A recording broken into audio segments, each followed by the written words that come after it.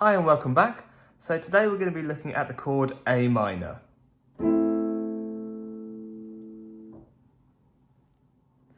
So the first thing you're going to need to do when we're starting with A minor is find the note A.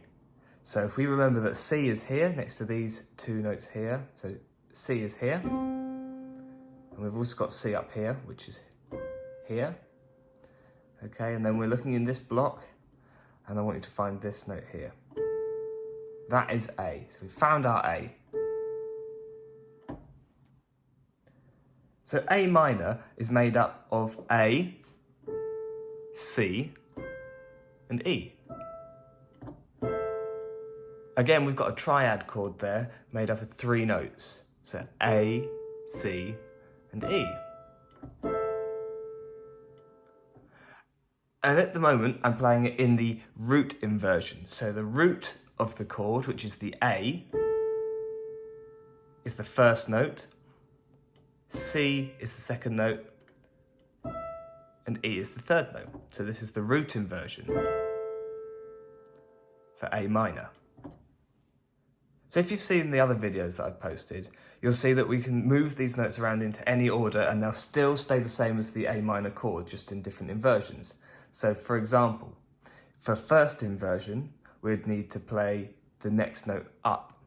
So we'll shift up a key. So here is the A minor in the root inversion that we played earlier. Now, we're going to change our bass note from the A to the C. And if we remember that my chord is made up of A, C, and E, I'm going to play C, E, and then the next note, which would be A. So there's our first inversion. Now the second inversion is going to have the E in the bass. So we're going to start with the E, and we're going to find the rest of the notes that were in my chord. So I had E, A, and C. And that's the second inversion. Knowing the inversion names in that doesn't matter. What does matter is that you're playing all of the right notes in that chord. As long as you're playing A, C, and E, you can play that in any order to make the A minor chord. So thank you for joining, hope you enjoyed, and I'll see you again next time.